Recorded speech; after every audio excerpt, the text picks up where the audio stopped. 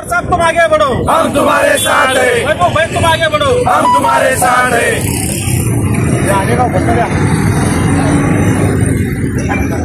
हम तुम्हारे साथ हैं। शरद पवार साहब तुम आगे बढ़ो, हम तुम्हारे साथ हैं।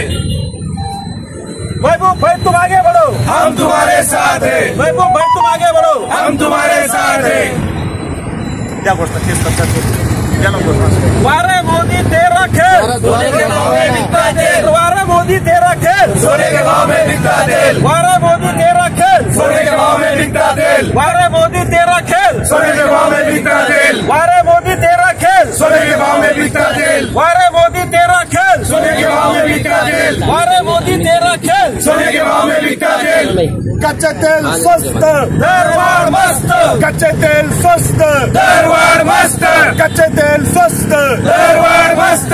कच्चे तेल स्वस्त, दरबार मस्त।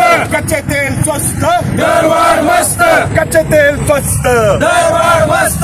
कार्यालयासमोर आंदोलन करत आहात, काय विषय होता? वारे मोदी तेरा खेल, सोने के भाव में बिकता तेल. प्रति बॅरल हा 62 असताना सुद्धा आज 106 रुपये दराने आपण पेट्रोल विकत घेतो आणि 91 रुपये दराने आपण डिझेल विकत घेतो आणि प्रति लिटर यांना 15 ते 16 रुपये लिटर यांना नफा होतोय. पण यांना गोरगरीब जनतेशी काय घेणं देणं नाही. यांना फक्त लाडकी बहीण योजना म्हणजे लाडकी बहिणीला पैसे द्यायचेत. लाडकी बहिणीला पैसे कोणाच खिसून द्यायचे तर भाऊजीच्या खिशात लो, भाऊजीच्या खिशाला झड बसते हे.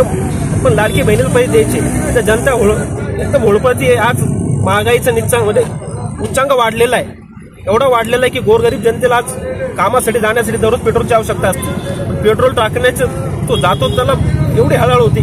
106 रुपये लिटर आज पेट्रोल आहे. साहेब, आंतरराष्ट्रीय बाजारपेठेत कच्च्या तेलाचे भाव वाढले, अमेरिकेने मोठे निर्बंध लादलेले. अशा याच्यात कच्च्या तेलात भाव वाढ होऊन सुद्धा सर्वसामान्य जनतेवर त्याचा बोजा पडलेला नाही आणि आपण म्हणतात दरवाढ झालेली आहे. कसं प्रति बॅलर बी आंतरराष्ट्रीय कच्च्या तेलाचे रेट वाढलेले आहेत. असं असतं आम्ही कशाला आंदोलन केला. 65 रुपये पहिले होतं आणि एप्रिल 2013 मध्ये प्रति बॅलर 65 होतं. आज किती आहे? आज 66. आज 66. साहेब, आपल्याला असं वाटत नाही आपण आंदोलन करायला वेळ केला म्हणून? कोणत्या गोष्टीला वेळ नसतो. जेव्हा जब जागे तब सवेरा. आज आपल्या हातात सत्ता नाहीये म्हणून आपण आज आंदोलन करताय असं वाटतंय? नाही. काँग्रेसचं आमचं जेव्हा युपीएचं सरकार होतं तेव्हा आपण बॅरलचे भाव उतरले तेव्हा आम्ही भाव कमी केलेले. पण हे सरकारने 2 वर्षापासून 2 वर्षापासून प्रति बॅलरचे भाव कमी असताना सुद्धा त्यांनी दरवाढीच ठेवलेली, 1 रुपया कमी केलेला नाही.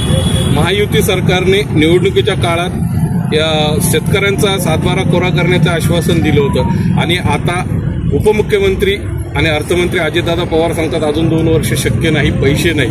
काय वाटतं? सन्माननीय अजितदादा, मला एकच सांगावं वाटतं की आपले आदरणीय काका शरदचंद्रजी पवार साहेब हे एकमेव नेते होते की ज्यांनी शेतकऱ्यांची कर्जमाफी केली होती.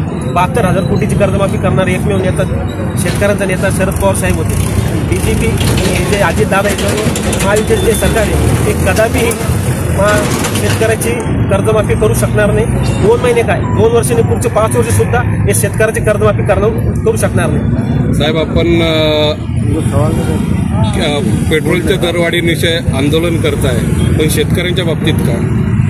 शेतकऱ्यांच्या बाबतीत आमचे पवार साहेबांनी बरेच आमचे जयंत पाटील साहेब असे मुद्दे उचलून धरलेले आहेत. त्यांच्याविषयी आम्ही आता जेव्हा आपल्या पावसाळी अधिवेशन झालं त्यामध्ये सुद्धा परत काय बोलले हिवाळी अधिवेशनामध्ये. धन्यवाद. आपलं नाव? मी प्रशांत जगताप, शहर जिल्हा. दुसरी एक महत्वाची गोष्ट की धरण उशाशी असून सुद्धा आपण काय म्हणतो धरण उशाला कोरड घशाला आहे आपलं. अहो पहिले 2 दिवसाला, नंतर 4 दिवसाला, नंतर 8 दिवसाला आणि आता 12 दिवसाला पाणी देत नाही. 14 एप्रिल त्या दिवशी आपल्या महामानव साहेब डॉक्टर बाबासाहेब आंबेडकरांची जयंती होती. त्या जयंतीच्या दिवशी आम्ही पाण्याच्या टाकीवर जो आंदोलन केलं तेव्हा त्यांनी पाणी सोडलं. साहेब, आपल्या आताचे महाविकास आघाडीमधील मित्रपक्ष सत्तेत होते 30-35 वर्षापासून महानगरपालिकेत, हा त्यांचा प्रताप आहे आणि तुम्ही त्यांच्या मांडीला मांडी लावून बसलेले. त्यावेळेस युती सरकारमध्ये आम्ही नव्हतो. ते आता आमच्यासोबत एक दशकापासून आलेले आहे, हे लक्षात घ्या.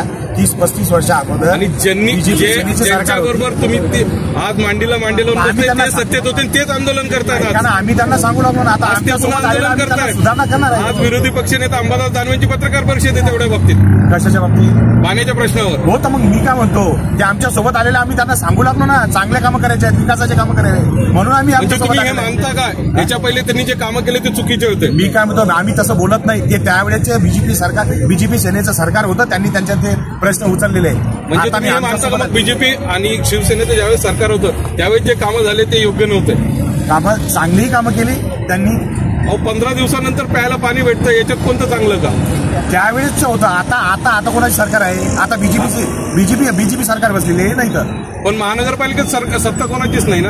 बरं, आता शासन लागलेलं आहे. कोण ना महापौर आहे, ना सभापती आहे, ना कोणीच नाही. त्याच्यामुळे शासन असल्यामुळे तुम्ही त्यांना विचारा ना, आयुक्तांना विचारा, त्यांना सांगा, त्यांना मला 15 दिवसानंतर पाणी कशामुळे येत नाही हे सांगा तुम्ही. त्यांना प्रश्न विचारला पाहिजे तुम्ही, पत्रकार आहेत.